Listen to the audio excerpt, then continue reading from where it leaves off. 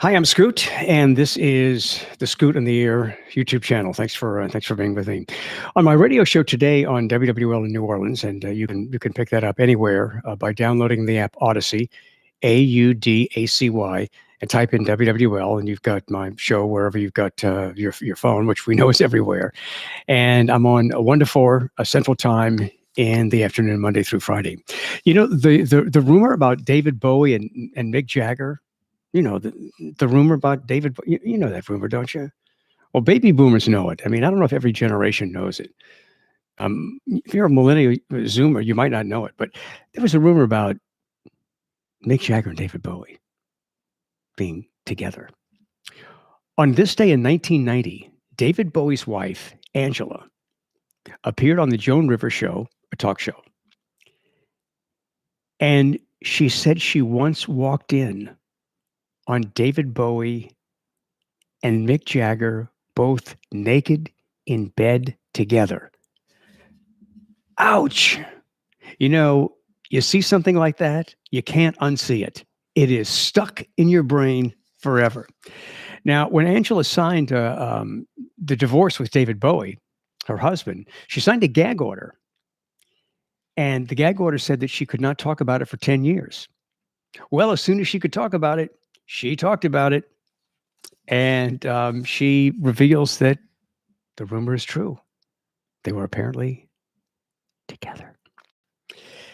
Today is an anniversary of a really very tragic moment in American history. It was on May 4th, 1970, that the Kent State Massacre, the Kent State shootings, took place. Now, it started out as a peaceful war protest against the Vietnam War in 1970. And this was happening on college campuses all over the country. At Kent State, though, the governor of Kent State, Governor James Rhodes, was anticipating that there might be problems, even though the protest was promoted as a peaceful anti-war protest. In anticipation of the possibility of problems, Governor Rhodes called out the National Guard to be on campus to deal with the protest. Now, let's go back to the very beginning of this. In 1970, the Vietnam War was still raging. And so this protest was essentially a protest against President Richard Nixon's expansion of the war into Cambodia. And that's just the kind of thing that caused protests back in the late 60s and early 70s. So the National Guard is called out. The protest is peaceful, but as the National Guard troops start to move toward the students to push them like over a hill, tensions rise. And some of the students, start throwing rocks at the National Guard troops. Nobody knows who actually gave the order. But of the 77 National Guard troops there, at least 29 of them fired their rifles at students. A total of 67 rounds were fired in 13 seconds. The shooting stopped. 4 students were dead. 9 were injured. The 4 dead were 19 and 20-year-olds. The massacre touched off massive protests all across the country. And almost 4 million students, it's estimated, participated in walkouts on college and high school campuses really across the country. Neil Young was so touched by what he saw on this day 51 years ago, 1970, that he started immediately working on a song, the song Ohio. It was a big hit for Crosby, Stills, Nash & Young.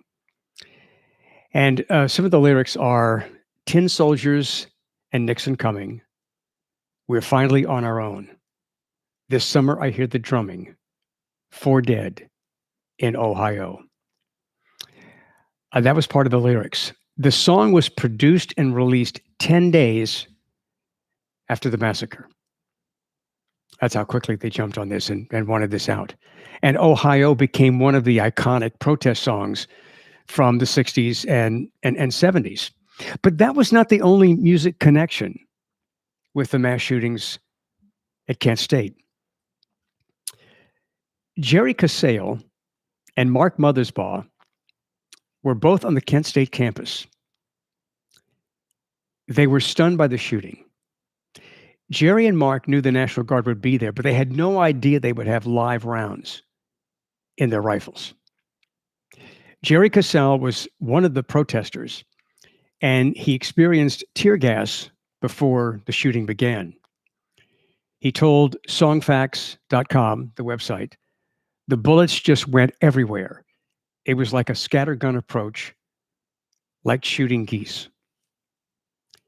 Jerry and Mark were motivated to push their ideology, their newfound ideology as a result of this, to form a band, to use the band to express their new feelings and what had impacted them and a new discovered ideology. That band was Devo. Devo, the crazy band from the 80s. This was Devo. Devo stood for de-evolution. And it was about humankind regressing. To attract attention, the band wore hazmat suits and then those funny hats, and they appeared on stage in, robotic, rhythmic motions. That was the signature visual of the band. The song "Whip It" rose to popularity in the early '80s, and MTV jumped on Devo right away because they were so visually bizarre. Devo's visual image and the music was really a culmination of Jerry and Mark and what they witnessed that day in 1970 at Kent State. And they used the band for that purpose. But that was something interesting about Devo that I did not know. There was a freshman on the Kent State campus during the massacre. She dropped out of school to become a waitress for a while before moving to the UK. That freshman on the campus that day was Chrissie Hynde, who went on to form the Pretenders. Chris Butler was at the Kent State shooting, and one of his friends, Jeffrey Miller, was one of those killed that day. Chris started a band called The Waitresses, and you know their song, I Know What Boys Like, and then the holiday song, Christmas Wrappings. Chris said that Kent is completely what influenced my whole life and career. When you have that kind of event happen to you, it spins you off in a direction where you can't abide by the existing system because it tried to blank kill you. And you're going to have to make it on your own if you're at all true to any of the creative parts of yourself. There were other songs directly inspired by the massacre on this day in 1970. The Knife came out in 1970, song by Genesis. Turn to Stone, 1972, Joe Walsh. And Long Distance Runaround by Yes in 1971. So thanks to the website songfacts.com. And this was just a little bit of the real story behind the Kent State shooting and the music connections. And, one of the big topics that we have in America today is the discussion going on about riots, about protesters, and how law enforcement, or in some cases, how the military, the National Guard, would deal with these things. And it's a debate that continues on today. There's a need to control riots that get out of control.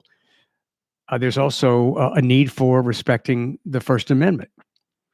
And this was really just an unspeakable event that occurred on this day in 1970. In fact, 2 of the 4 students killed at Kent State on this day in 1970 were not even protesting. They were on the campus, not even part of the protest. It was a sad day. And the generation that protested, that's the baby boomer generation. That's the establishment today. And the anti-war feelings were strong. And many in government felt like this was a national security threat. I see parallels between what we feel today and what this country went through in 1970, 51 years ago. In fact, CNN is about to do a special titled "What's Going On?" It's about the Marvin Gaye song. It's about what's going on today. Why is that song so relatable today? This is a lot of what I talk about on my radio talk show on WWL in New Orleans. And again, you can pick that up, stream it from anywhere on your phone, download the app Odyssey, Audacy, and type in WWL. And I'm on 1 to 4 Monday through Friday Central Time in the afternoon. But for a long time, I've talked about some of these protest songs, For What It's Worth, Buffalo Springfield, and other protest songs, and it's haunting how relatable the lyrics are to today. Which makes me think that we really haven't solved many problems. We have the same if the lyrics to songs that were pertinent in the turbulent America, with boomers, the young anti-establishment generation, rebelling against the establishment in so many different ways, opposing the government by being against the war. If we're still relating to those lyrics today, enough hasn't changed. Thank you for joining me on the Scoot on the Air YouTube channel. And I hope you'll join me on my radio show on WWL Monday through Friday, 1 to 4 Central Time in the afternoon. Download the app Odyssey and type in WWL.